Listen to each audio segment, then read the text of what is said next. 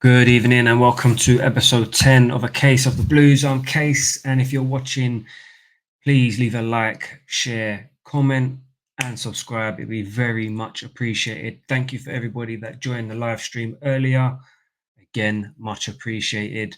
And before we get into the game, just want to say the new tops arrived today, courtesy of my parents, because it's my birthday week. So thank you to them. And I'm loving it, man. This has probably been my favorite jersey since the Adidas Samsung jersey.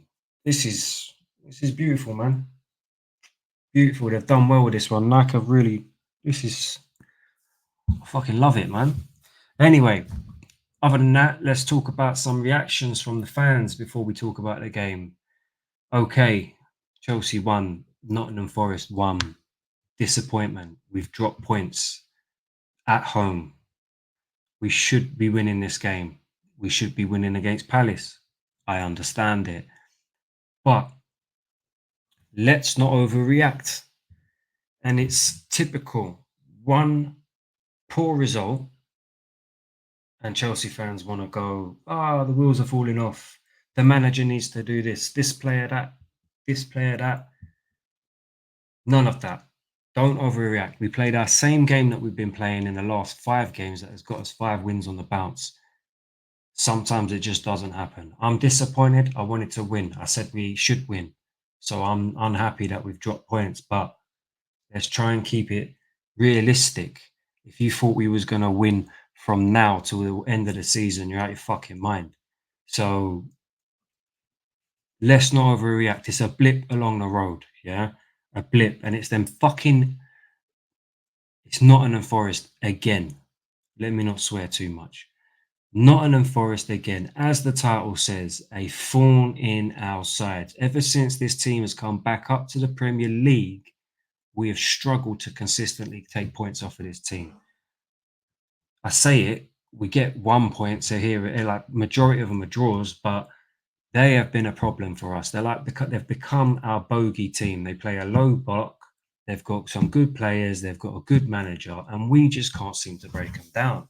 And it was the same story today. Before we get into that, we look at the lineup. It was exactly what I thought was going to happen. Sanchez in goal, Cucurella, Colwill, Fofana, Gusto, Caicedo, and Enzo, Sancho, Palmer, and Madueke, and Nicholas Jackson up top. That's exactly the lineup I predicted. And for the first 20 minutes, I thought it was all Chelsea. I thought we played really well. Not necessarily played really well, but we was looking a threat. And if you was to weigh up the two teams, you'd think any goal, any that was going to come out of the game in the first half was going to be from Chelsea. We seemed particularly dominant, and a lot of our play was coming from the wide areas. Noni Madueke looked very threatening in that half. He kept getting into the box in some good positions and running at goal and causing problems for the defenders. And so was Sancho. I think we struggled down the middle today with Jackson. I think Jackson ultimately, throughout the whole game, you'd have to sum it up that he lost his battle today.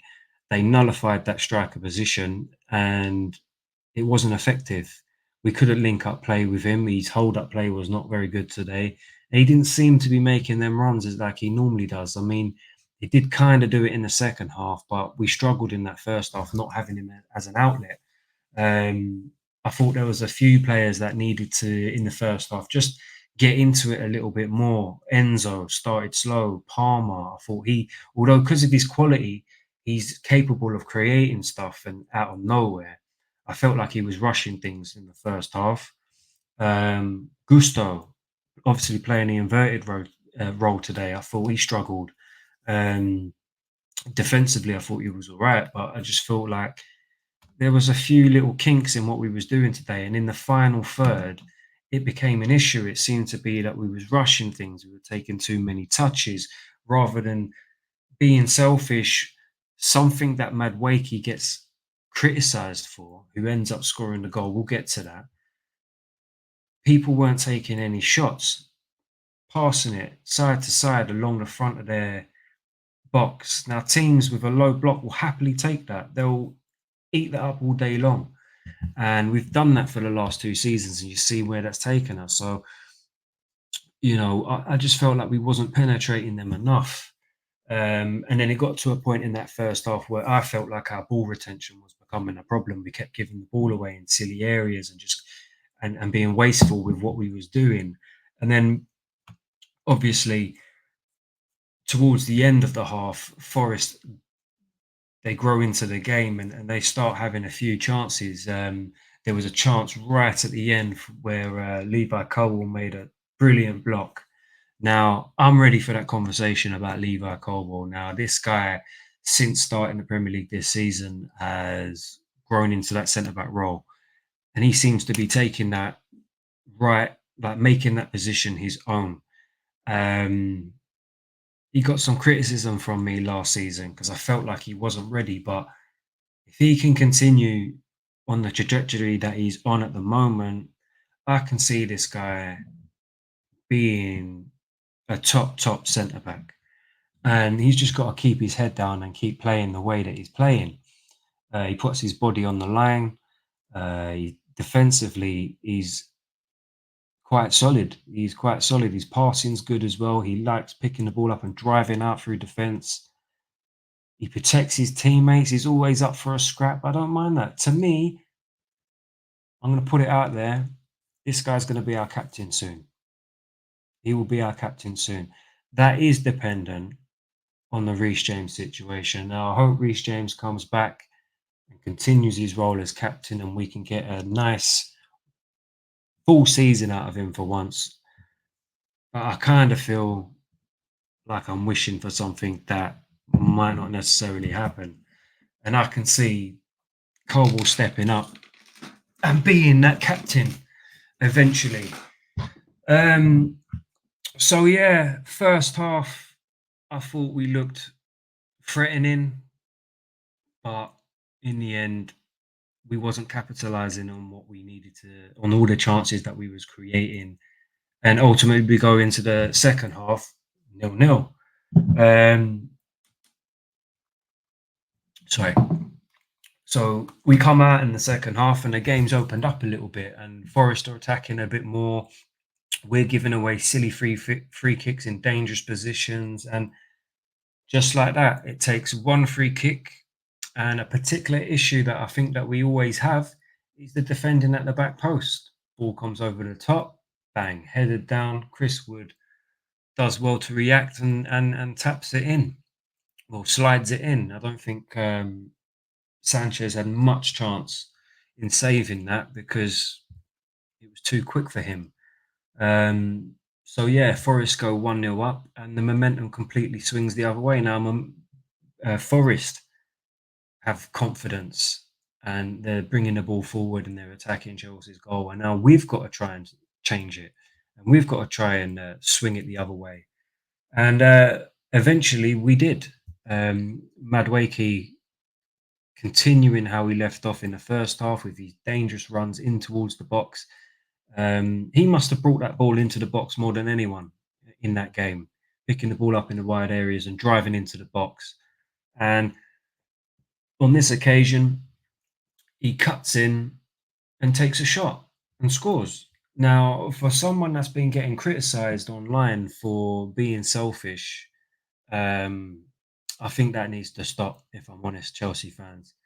The guy obviously is still learning, still being coached. But today he was selfish and he got us a goal. And these are the times where you've got to credit that little bit of selfishness, because otherwise we wouldn't have scored today. Now, not every time pass the ball, but I am completely understanding the fact that his decision making is not the best at times. So I understand the argument, but to call the kid selfish and to keep calling him out online, it's a bit much, man. Give the kid a break. Give the kid a break. So I was happy with his performance today. I was happy. I thought he was threatening. He was giving Nico Williams an absolute torrid time today. Um, I think he's a good winger.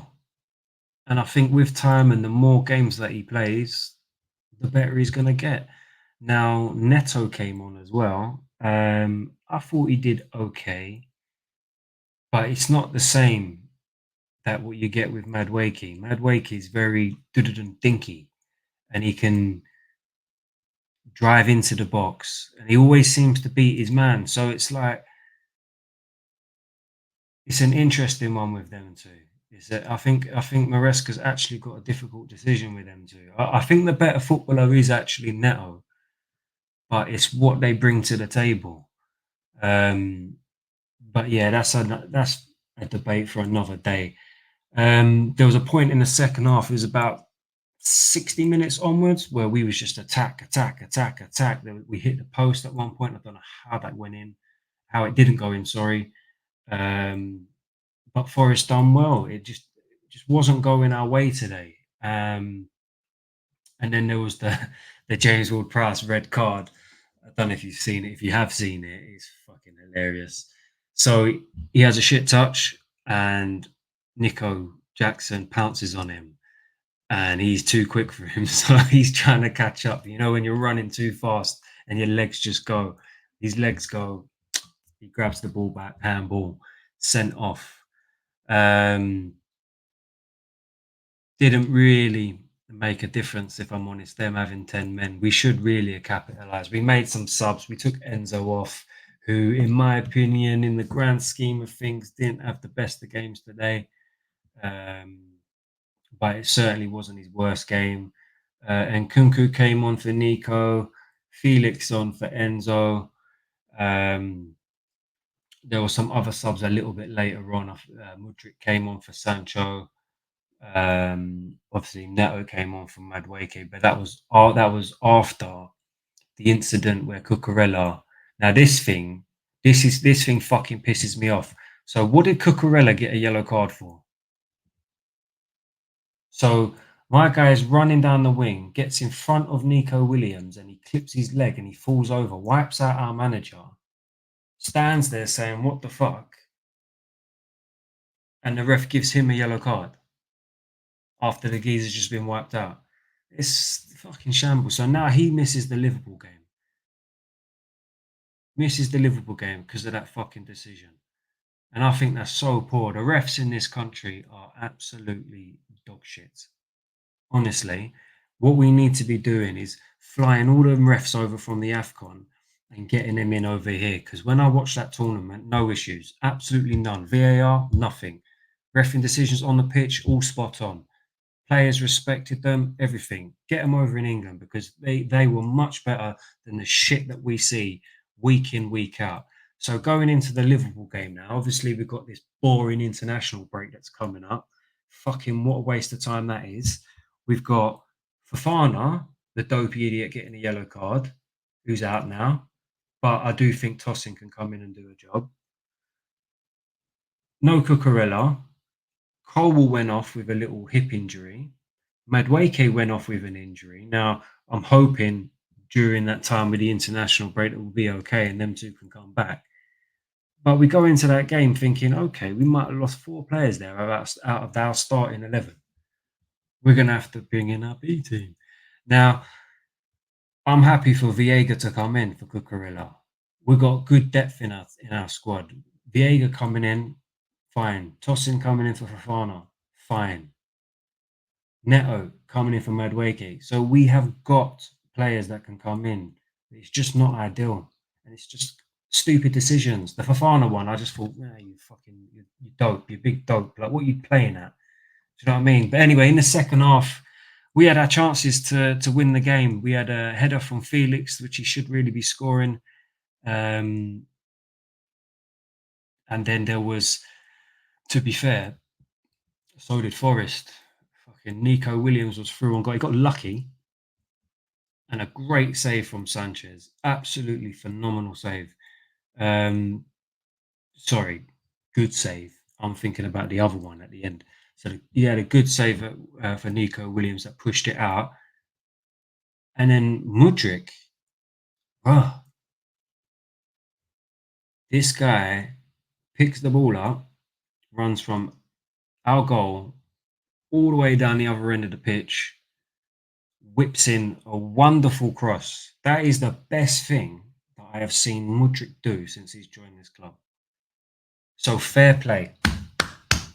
All that extra training is paying off because he played well midweek, and I thought he'd come on today and he played really well. Well done. That ball that he put into Nkunku was right on the money. I think personally, Nkunku, you've got to be scoring that. You have to be scoring that. Cess makes a good save, but it is right at him. You should be putting that either side of him. But what a ball from Mudryk. That was fantastic. So a good save from Cess. I mean, he made another good save previously to Palmer. That touch, brother, watch that touch. What, like, the brain on this kid is fantastic. For him to touch that around the player and put him in a position where he's through on goal, incredible. Now,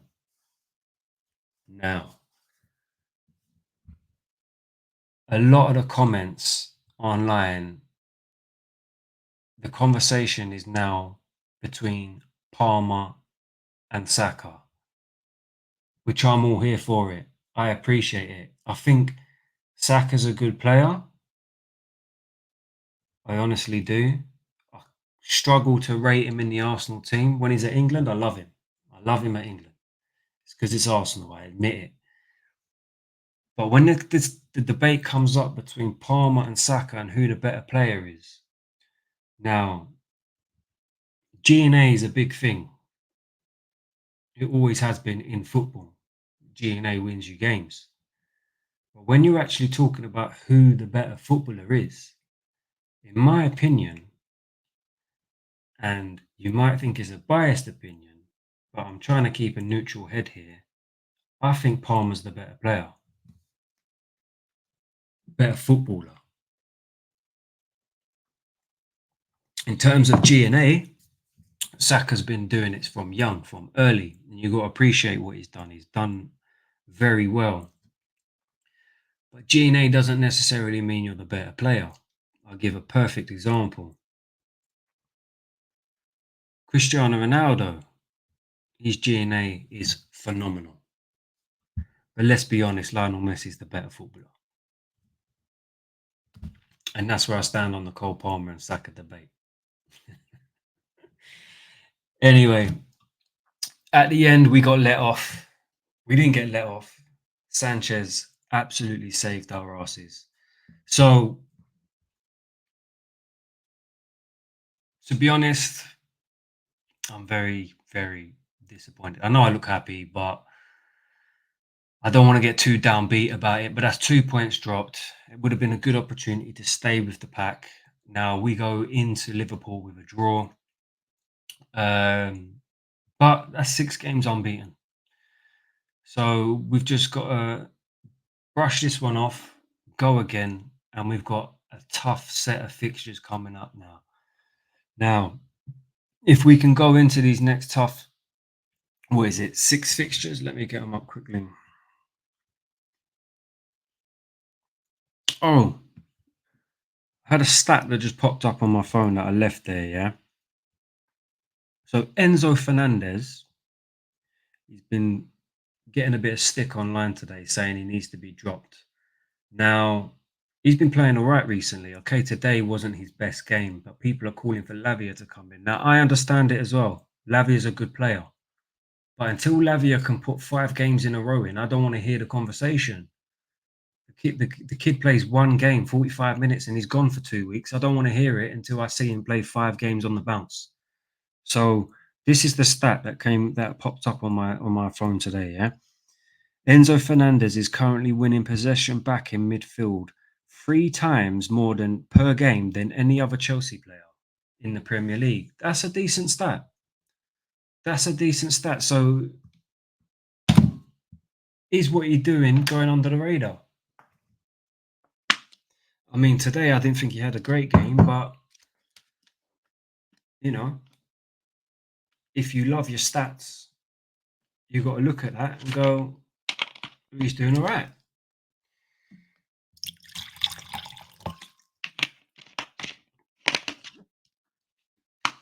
But yeah, And next run of fixtures. Let's get them up.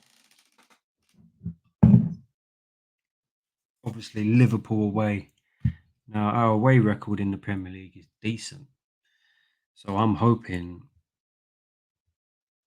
you know what I'm hoping. Who isn't? It's a 4:30 kickoff at Anfield.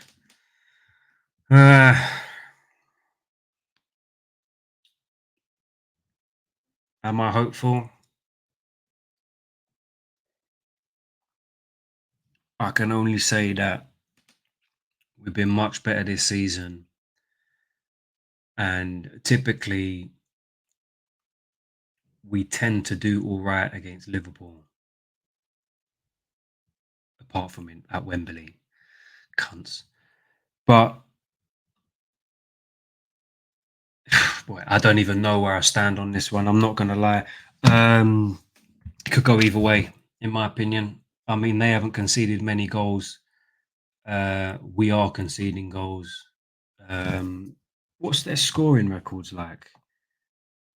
13 goals. So they're only 3 off of us. So they're scoring goals, but they're not scoring the most out there.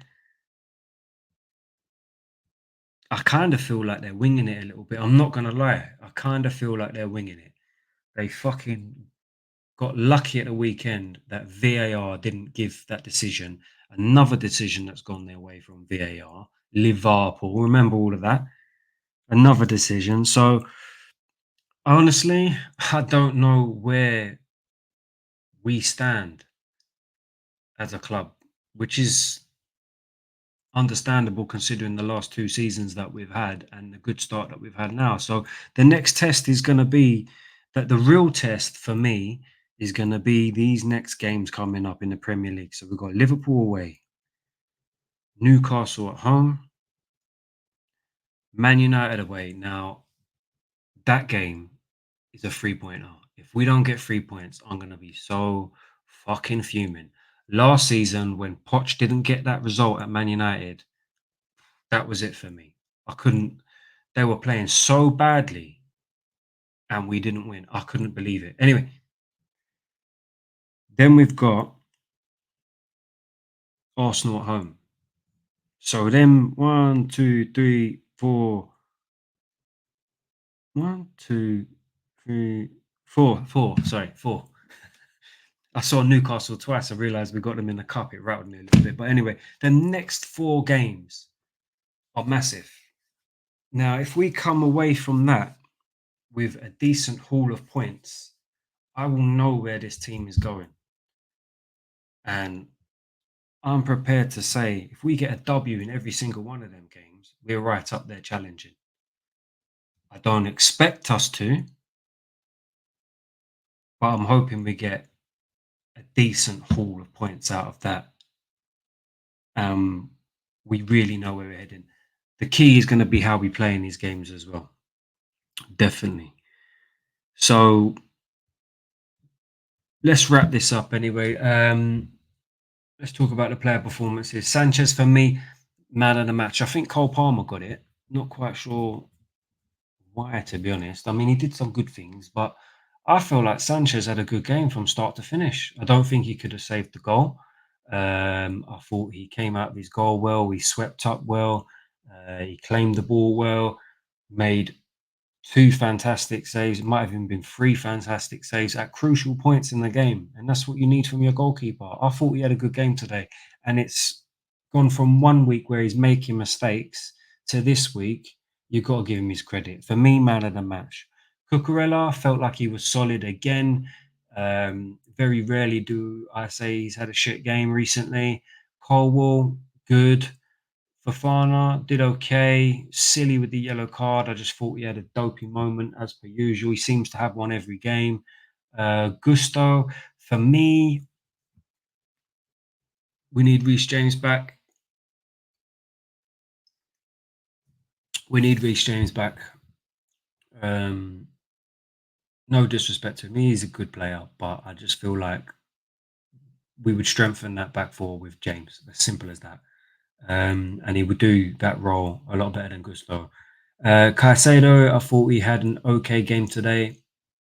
Enzo wasn't his best game today. I don't think he was with it today. But he tried. Sancho looked lively. Looked like he was going to cause some issues. Ultimately, I did think he was one of the players taking too many touches at times, but we move. He wasn't shit. Palmer did okay today. Um, done some good things, done some bad things. He had a better second half, in my opinion. First half, I didn't think he was all there. Madwakey, I thought he had a good game until he came off.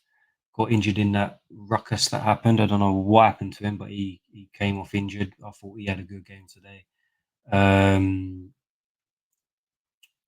Jackson, poor, not his best game at all. And then we've got the subs. Now, I can't remember what time Tosin came on, but we had obviously Nkunku and Felix came on the 80th minute.